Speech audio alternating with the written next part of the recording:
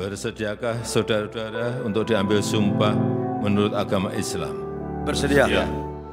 Presiden Joko Widodo melakukan kocok ulang atau perombakan kabinet Indonesia Maju.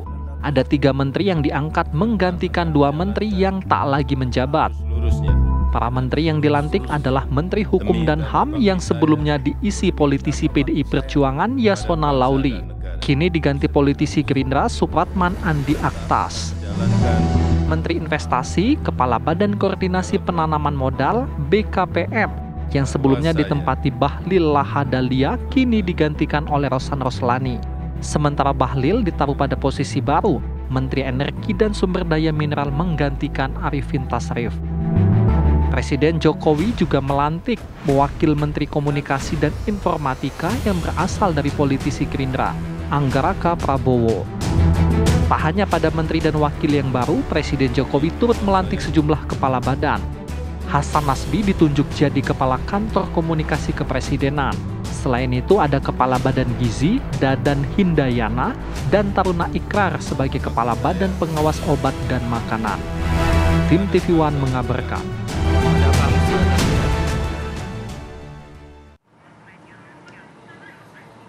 Ya, masa pemerintahan Pak Joko Widodo sebenarnya tinggal beberapa bulan lagi, tapi kemudian ada sejumlah kursi menteri yang digeser, ada yang diganti, ada yang ditambah juga bahkan, Rati. Ya. Untuk membahas mengenai hal ini kita sudah bersama dengan Mas Hasan Nasbi selaku Kepala Kantor Komunikasi Kepresidenan yang juga baru dilantik. Selamat pagi, Assalamualaikum Mas Hasan Nasbi.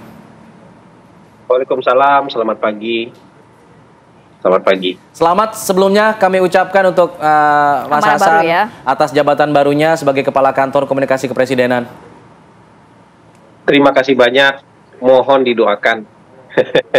Baik. Supaya bisa menjalankan tugas ini dengan baik. Iya. Amin, amin. Kita ingin tahu, ini kan tinggal beberapa bulan lagi masa pemerintah Pak Joko Widodo. Lalu kemudian ada perubahan, reshuffle lagi di akhir masa kepemimpinannya. Apa sebenarnya tujuan dari Pak Joko Widodo dalam perombakan kali ini? Ya, sebenarnya kalau secara prinsip kan Presiden boleh ya melakukan perombakan kapanpun sesuai dengan kebutuhan beliau kan sebagai presiden, itu secara prinsip.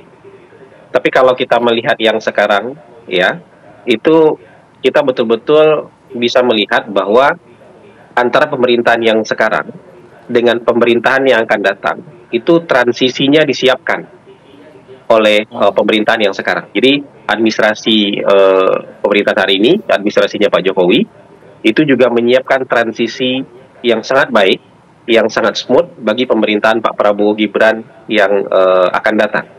Ya kalau kita lihat ya, sebenarnya kalau kita melihat yang dilantik kemarin, itu adalah orang-orang yang juga berperan besar dan sangat dekat dengan Pak Prabowo. Kalau kita melihat Menkumham yang baru dari Gerindra kan, orang yang sangat dekat dengan Pak Prabowo. Bang Rosan Roslani adalah Ketua Tim Kampanye Nasional kan. Kalau Anggaraka Prabowo mungkin publik kemarin bertanya siapa Anggaraka Prabowo, tapi saya rasa media-media nasional yang kemarin berhubungan sangat intens dalam Pilpres itu sangat kenal baik dengan Anggaraka Prabowo. Dia adalah orang yang bertanggung jawab untuk memfasilitasi media-media ketika peliputan, ketika ingin wawancara dengan Pak Prabowo selama masa kampanye kemarin. Jadi media pasti sangat akrab dengan Mas Anggaraka Prabowo.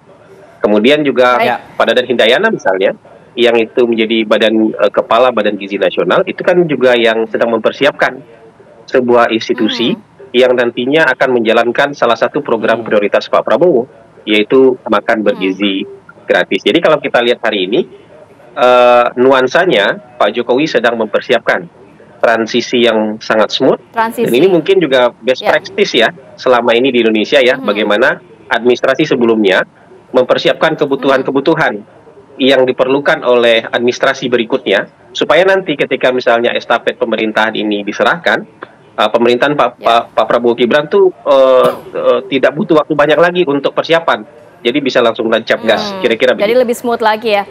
Baik, Mas Hasan, ada juga lembaga baru yang saat ini diberikan tanggung jawab kepada Mas Hasan, Kantor Komunikasi Kepresidenan. Masyarakat mungkin agak bingung, karena selama ini kan mengenalnya KSP begitu ya. Apa sekarang tugas dan fungsi dan juga mungkin fokus dari Kantor Komunikasi Kepresidenan? Apakah memang nantinya akan ada tumpang tindih dengan KSP atau seperti apa? Ya kalau dari Perpresnya yang kita baca, ini kan kantor yang bertugas untuk memberikan dukungan komunikasi kepada kepresidenan terkait dengan kebijakan strategis presiden dan program-program prioritas presiden. Ya, kalau bicara-bicara misalnya keseharian ke rutinitas presiden gitu kan, kegiatan kabinet dan segala macam, itu masih tetap ditangani oleh Biro Pers, Biro Protokol Pers dan Media di Setnek, dan kalau kegiatan-kegiatan kabinet tetap ada di Sekretariat Kabinet. Yang mungkin akan sedikit berubah tugas dan fungsinya adalah kedeputian 4 di kantor staf presiden. KSP. Jadi deputi 4 staf presiden itu kemudian setelah Perpres ini berlaku, Perpres 82 tahun 2024 ini berlaku, itu tugas dan fungsinya beralih ke kantor komunikasi presiden. Jadi kira-kira deputi 4 aja yang berbeda di kantor KSP, sementara deputi-deputi lainnya nanti komunikasi yang akan dijalin oleh kantor komunikasi kepresidenan ini antara lembaga dan juga kementerian atau lebih kepada masyarakat, Mas Hasan?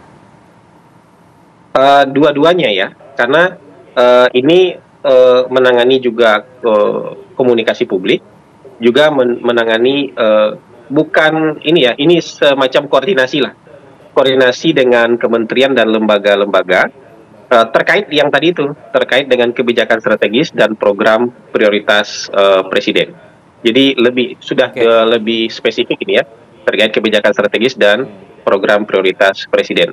Ini pun lembaga yang baru kan, dan harus dipersiapkan. Dan sepertinya memang ini juga lembaga yang dipersiapkan nanti untuk mendukung suksesnya kinerja pemerintahan Prabowo Gibran berikutnya, gitu. Karena kalau kita melihat untuk kebutuhan Pak Jokowi, kayaknya tidak terlalu urgent, tapi lebih kepada persiapan supaya dalam 2 bulan yang akan datang, kantor ini sudah siap beroperasi untuk memberikan dukungan terhadap pemerintahan Prabowo Gibran. Kira-kira begitu. Baik, jika memang salah satu tugasnya adalah koordinasi soal program prioritas presiden, baik itu antar lembaga, antar kementerian, dan juga kepada masyarakat, apakah artinya kantor komunikasi kepresidenan ini akan menggantikan lebih banyak peran komunikasi seorang presiden langsung di hadapan masyarakat? Tidak ada lagi nanti doorstop misalnya yang sebebas sekarang, atau seperti apa nanti? Dijawab saja deh ya Mas Hasan ya, kita kembali sesaat lagi. Kita akan kembali berlanjut berdiskusi bersama dengan Mas Hasan Nasbi selaku Kepala Kantor Komunikasi Kepresidenan yang baru saja dilantik. Mas Hasan, mohon maaf tadi ya terpotong ya karena ada iklan dan juga ada live dulu dari rekan kami dari Munas Partai Golkar. Mas Hasan, tadi yang saya tanyakan adalah dengan munculnya lagi Kantor Komunikasi Kepresidenan, sebelumnya ada KSP, ada juga Biro Pers. Nah, ini kemudian memunculkan kekhawatiran publik, nanti komunikasi publik, pers dengan presiden tidak lagi sebebas dulu. Kalau bisnis proses, kemudian juga hal-hal teknis kan memang belum kita rumuskan ya. Dan hari ini pun pekerjaan pertama kita adalah untuk mendapatkan dukungan kesekretariatan. Karena kita kan juga harus punya perangkat-perangkat yang bisa membantu kinerja kantor ini. Kemudian kita juga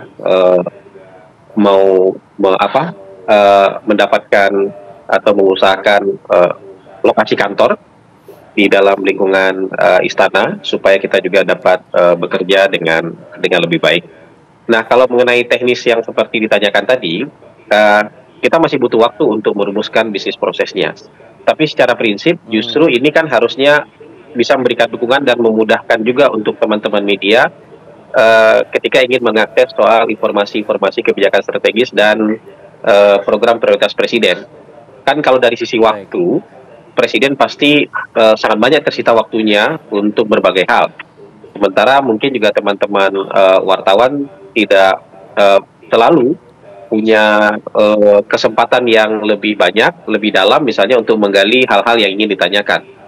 Nah, kantor ini justru ingin menyediakan informasi yang lebih banyak kepada teman-teman terkait yang tadi itu. Jadi ketika ingin tahu lebih dalam nanti soal program prioritas Presiden, dan mungkin sulit waktunya untuk bisa mengakses jawaban langsung dan detail dari Presiden, ya bisa dibantu oleh kantor komunikasi kepresidenan. Jadi menurut saya ini justru kantor ini memudahkan publik, termasuk juga media, untuk mendapatkan informasi-informasi yang mereka butuhkan gitu. Ya, Mas Hasan, ini memang berarti reportnya langsung kepada Presiden ya, dan juga nantinya setelah Presiden dilantik begitu Prabowo Subianto, apa kerja yang pertama yang akan dilakukan? Apakah memang mensosialisasikan program-program prioritas seperti apa bentuknya di awal masa pemimpin baru? Enggak, sebenarnya kan program-programnya Pak Jokowi yang bagus-bagus kan tetap dilanjutkan ya. Kalau kita lihat pidato pengantar nota keuangan kemarin, yang soal perlindungan sosial, itu malah bertambah nilainya dan itu tetap dilanjutkan. IKN itu juga disebutkan akan tetap dilanjutkan. Ya, jadi pemerintahan ke depan itu adalah pemerintahan keberlanjutan. Itu poin pertama. Yang kedua juga Pak Prabowo punya akselerasi lain dalam mempercepat Indonesia ini supaya jadi negara maju. Untuk menuju Indonesia Emas juga harus melakukan akselerasi lain. Akselerasi yang paling banyak dilakukan oleh pemerintahan ke depan kan dari visi misinya yang kita lihat itu adalah untuk peningkatan sumber daya manusia seperti misalnya makan bergizi gratis, perbaikan ruang sekolah gitu misalnya, sekolah-sekolah unggulan, cetak sawah dan yang lain-lain. Nah, itu diharapkan nanti dengan proses transisi yang smooth ini, yang sangat baik ini, yang persiapan perpindahan estafetnya dipersiapkan juga dengan sangat baik oleh pemerintahan hari ini. Jadi kita berharap juga nanti pemerintahan baru ketika diserahkan tongkat estafetnya nanti oleh Pak Jokowi itu bisa langsung tancap gas. Jadi nggak nyusun-nyusun lagi gitu. Jadi bisa langsung tancap gas. Lebih kepada yang seperti itu sebenarnya. Baik, terima kasih banyak Mas Hasan Nasbi, Kepala Kantor Komunikasi Kepresidenan yang sudah berbagi hadir dan juga berbagi waktu bersama kami. Kami doakan semoga lancar semuanya. Amin. Tugas dan juga amanah baru untuk Mas Hasan. Sehat selalu. Assalamualaikum. Mohon doanya ya. Terima kasih. Waalaikumsalam.